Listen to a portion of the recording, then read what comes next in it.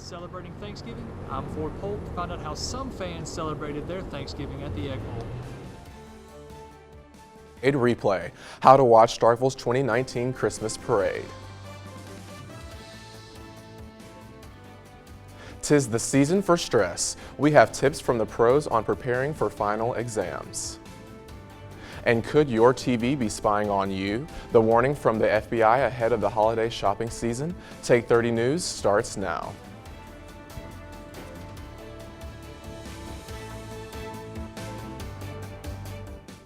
Those stories in a moment, but first, a Starkville minor has been charged as an adult after his involvement in a shooting last week. 16-year-old Aviante Jordan and 30-year-old LaCorian Stewart have been arrested for the shooting death of 23-year-old LaTerrence McCarter on last Tuesday. McCarter's body was found in a stopped car in Brookville Garden Apartments. Jordan has been charged with murder while Stewart was charged with conspiracy to commit a crime. Their bonds have been set at $1 million and $100,000 respectively. The police have not announced a motivation for the shooting but are asking anyone with any new information to contact them at 662-323-4131. Take a look at this video and see if you recognize this person. If you do, ask that you give them a call. Police say last night around midnight, they got a call about an armed robbery at Sprint Mart on Academy Road in Starkville. If you have any information, you can call Golden Triangle Crime Stoppers at 1-800-530-7151. Crime Stoppers may offer a cash award. A man wanted for a Mississippi murder was caught by cops out in California and will be sent back to our state. Hattiesburg police say this man, Carzetta Myers, also known as Stuff, was arrested by San Diego police on active warrants for first-degree murder and obstruction of justice in connection to a September shooting at an apartment in Hattiesburg. He'll be charged with first-degree murder. Police believe two others, one in Mississippi and another in San Diego, are also connected to this case. They were arrested and charged with accessory after the fact of murder and obstruction of justice. A Mississippi man charged with capital murder in the death of a 6-year-old boy he was babysitting. According to reports, 29-year-old Joshua Oakley was initially charged with felony child abuse before Camden Blair died on Saturday.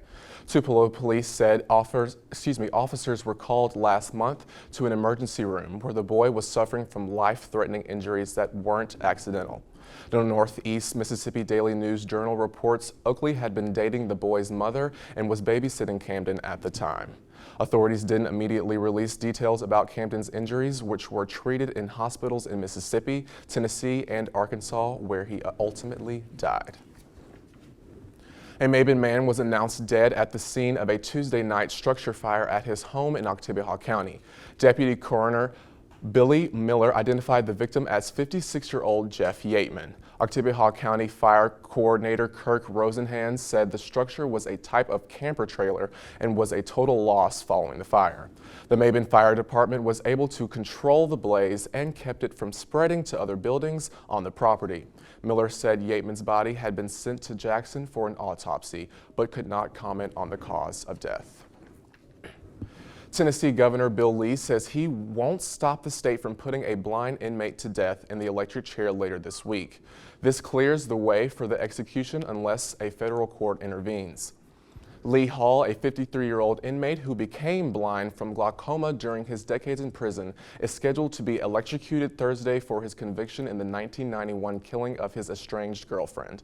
Hall had his vision when he entered death row nearly 3 decades ago, but attorneys for the condemned prisoner say he's become functionally blind due to improperly treated glaucoma. Authorities are investigating a plane crash that took place on I-22 yesterday. Around 9:30 p.m. last night, a small plane with only the pilot on board crashed on the highway, which has now been reopened. The Benton County Sheriff's Office says the pilot was alert when paramedics arrived, but was taken to Collierville Baptist Hospital. It's unclear where the plane was heading or where it was coming from, but the plane is registered to a P.O. box in Arizona.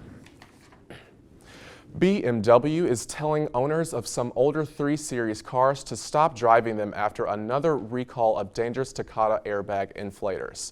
According to reports, a driver in Australia was killed by an airbag malfunction, while another driver in Australia and a driver in Cyprus were also injured. The recently discovered malfunction is different than the one defect that led to at least 24 deaths and hundreds of other injuries worldwide, though the result, like the earlier issue, also results in airbags that can explode and hurl shrapnel, killing or injuring people. The company is adding about 1.4 million front driver inflators to recalls in the U.S., according to a government document posted on Wednesday. Jackson State University's campus was placed on lockdown today after someone was shot and wounded there, prompting an active shooter alert. University spokesman L.A. Warren said a non-student was shot in the leg across the street from the University Center.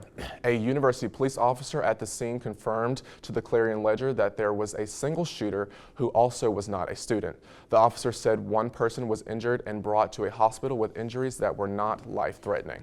The university initially sent out a tweet telling everyone on campus to take shelter. It has later taken down the tweet and lifted the lockdown, and there is no longer a threat. Hundreds of thousands of Americans who rely on the federal food stamp program will lose their benefits under a new Trump administration rule that will tighten work requirements for recipients. The move by the administration is the latest in its attempt to scale back the social safety net for low-income Americans. It is the first of 3 proposed rules targeting the Supplemental Nutritional Program, known as SNAP, to be finalized. The program feeds more than 36 million people. The plan announced Wednesday that it will limit states from exempting work-eligible adults from having to maintain steady employment in order to receive benefits. The Agriculture Department estimates the change would save roughly $5.5 billion over 5 years and cut benefits for roughly 688,000 SNAP recipients. That's down from its original estimate of 750,000 people that would lose benefits before. Could a popular Christmas gift do more harm than good? The FBI is warning about the dangers of hackers using smart TVs to spy and gather users' data. The Oregon FBI warned that because smart TVs connect to the internet, they can be accessed remotely just like a computer can. They say hackers can then change channels or play videos at will and can even use your TV's camera and microphone to silently spy on you. The warning even caught some of the most tech-savvy people off guard. Kind of oblivious to the fact, like, I guess I didn't connect the 2 and 2, like, just because it's going to the internet, it's a two-way street, you know, like they can get in so I can get out. Worried that someone might try to hack your smart TV? Well, the FBI has some tips on how to keep your data and privacy safe. First, do an internet search of your TV's model so that you know exactly what features come on it. Then see if you can turn on any cameras or microphones on it. If you can't, some black tape over the camera eye will do just fine in a pinch. Finally, look up the policies of your TV and your streaming services you use to see what data they collect and what they will do with that data. Parade replay, how you can watch this year's Christmas parade even if you were not able to catch it or if you were in it, coming up after the break. Have you ever thought about becoming a teacher, but the challenges of life or travel restrictions keep holding you back? Mississippi State can get you there. With our convenient online courses, you can earn a degree in elementary education while learning from MSU professors on a schedule that works for you. And the best part? Graduates enjoy high job placement across the state. So why wait? Take the first step toward a better, more fulfilling career, no matter where you are. I was talking with Special Agent Pete Stratton. He spends his days working to protect us from cyber threats. The dangers are advancing quicker than we can keep up with, he said. Stolen credit cards, malware attacks, altered records, and broader cases in areas like terrorism, white-collar crimes, and child exploitation. Folks shouldn't have to live like that. So I looked into becoming part of Mississippi State's cybersecurity program.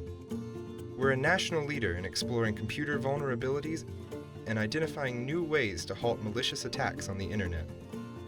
and we're training top cybersecurity professionals who are destined for service in support of national defense. You know, it really bothers me that folks have to worry about risking their information as well as their family's security. Maybe someday, they won't have to.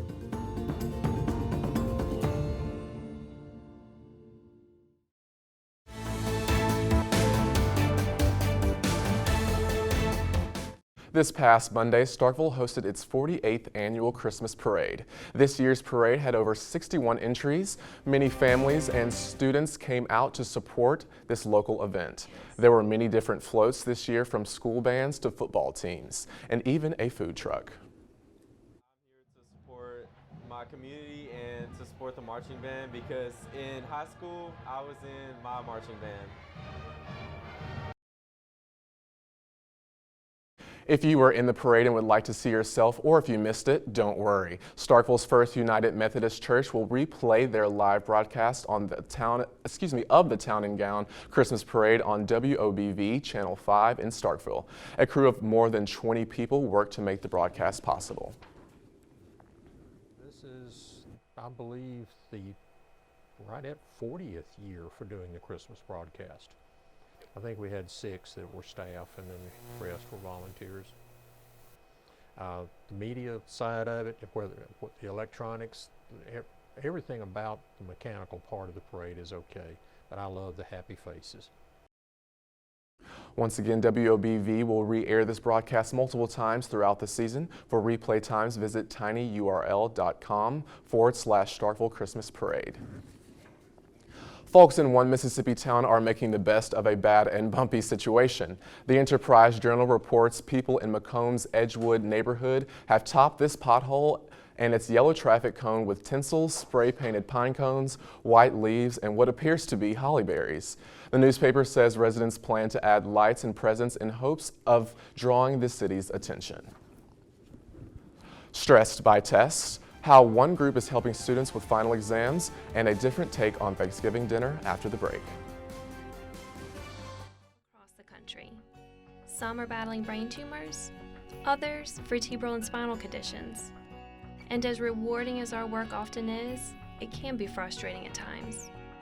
That's because brain and nervous system conditions are difficult to diagnose and treat, especially when they affect patients who can't talk. A while back, we saw a chance to start something special here, introducing innovative imaging to better understand brain and spinal cord diseases in cats and dogs. Having that type of information makes a substantial difference when developing treatment and surgical plans. It also aids in personalizing the rehabilitation process. The toughest part of our job comes when our patients are well enough to go home. As thrilled as we are to see them walk again, a big piece of our heart goes out the door when they leave.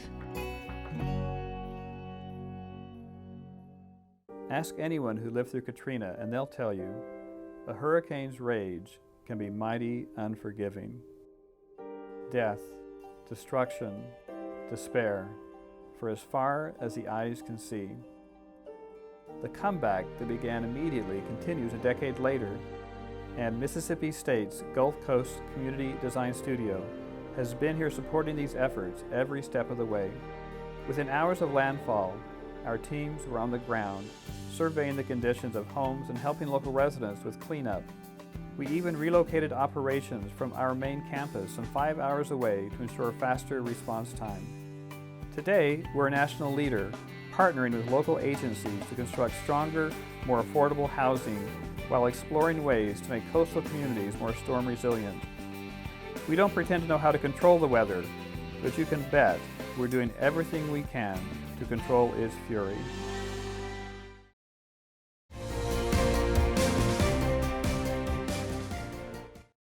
Welcome back. This past Thursday featured 2 things, football and turkey. The Egg Bowl was here in Starkville and gave an opportunity for fans of Mississippi State and Ole Miss to enjoy Thanksgiving dinner outside under a tent. Take 30's Ford Polk has more on the new Thanksgiving tradition.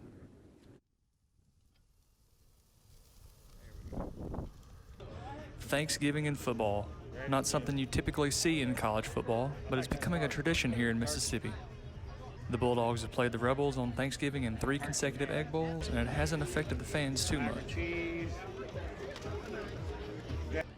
Families are still having Thanksgiving. It's just in a different setting than your dining room table. Well, I like to eat. And, David, one of his folks had the suggestion of, we could just walk around and find some tailgate food or something like that, and told him I didn't drive the grill all the way from Roanoke, Virginia not to use it.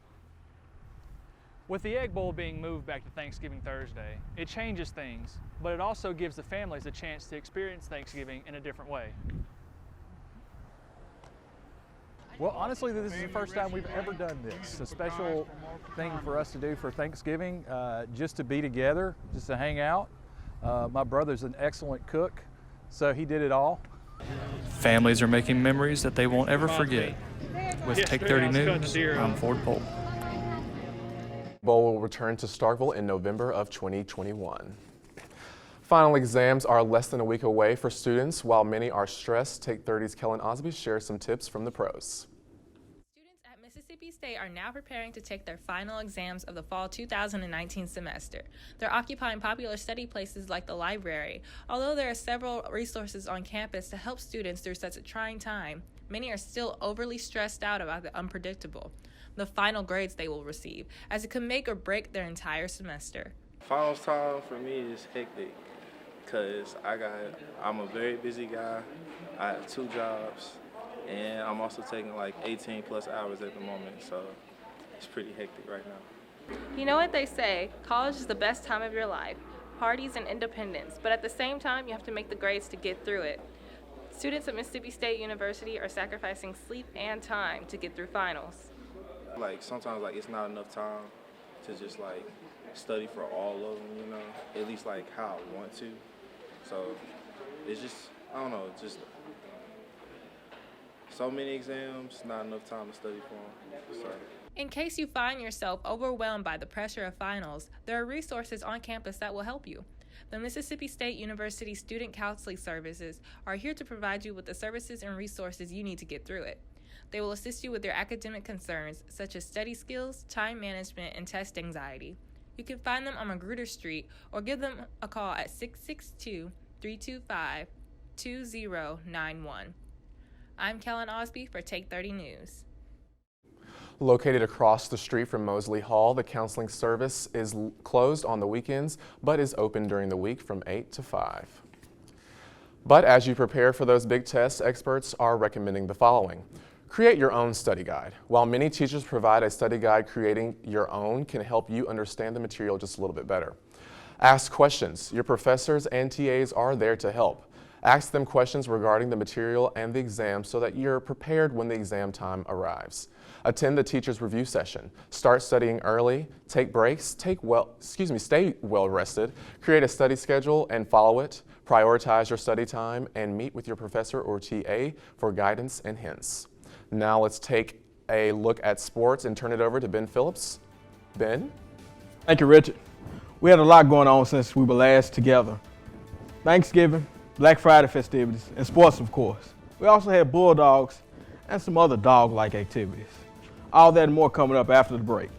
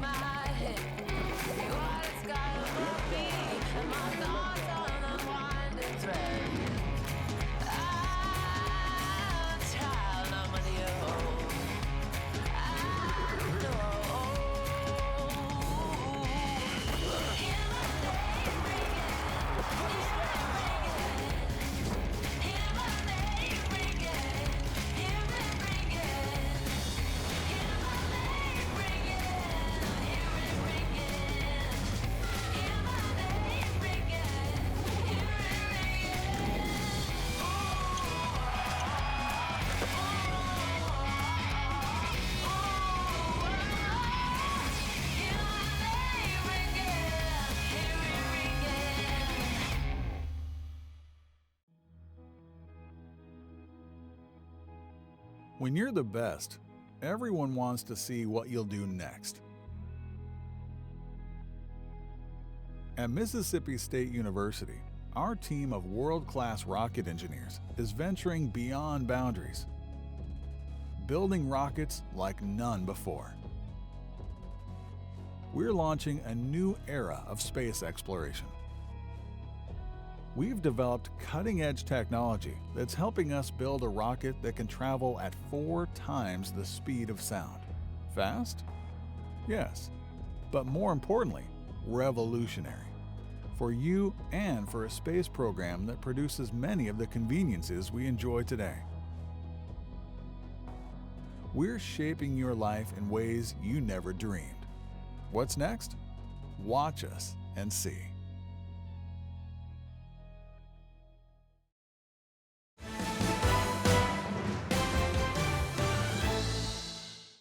Welcome back. The 116th Egg Bowl between Mississippi State and Ole Miss was played last Thursday on Thanksgiving right here in Starkville. The two schools meet every year to determine who will have possession of the golden egg for the next calendar year. Ole Miss has the overall advantage in the series at 62, 48, and 6. But MSU has won the last two, including this year by a score of 21-20. The game will be played on Thanksgiving again next year, but in Oxford. We'll have to see if the Bulldogs can make it 3 in a row next year in Oxford as well, or if Ole Miss can take the golden egg back.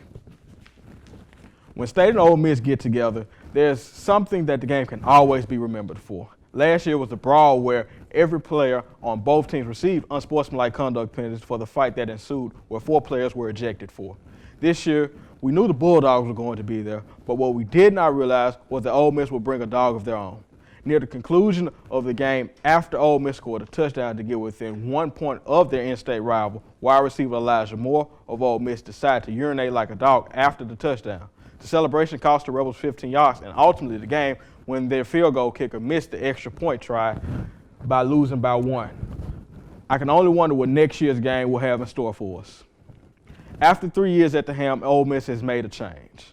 They fired head coach Matt Luke on Sunday night after posting a 15-21 record overall and a losing record of 5-7 and 4-8 over the last 2 seasons. Luke, an Ole Miss graduate and former football player at the school from 1995 to 1998, got the head coaching job on an interim basis in 2017 before having the interim tag removed after former coach Hugh Freeze resigned due to a scandal. College basketball is underway, but both your men's and women's teams are playing in some exciting games coming up. Your MSU men's basketball team will play a home game tomorrow against Louisiana Tech at 7 o'clock in the Humphrey Coliseum. The women have a home game coming up as well against West Virginia in the SEC Big 12 Challenge Sunday at 1 o'clock. Then the rodeo starts for both teams as the men will be traveling to Newark, New Jersey to play Kansas State in the Never Forget Tribute Classical, while the ladies will be going to Lafayette, Louisiana to play the Raging Cajuns. Those games will be on Saturday, December 14th and Monday, December 16th, respectively. Former MSU quarterback and current Dallas Cowboy Dak Prescott is in the midst of his best season statistically. But good stats don't always automatically mean wins.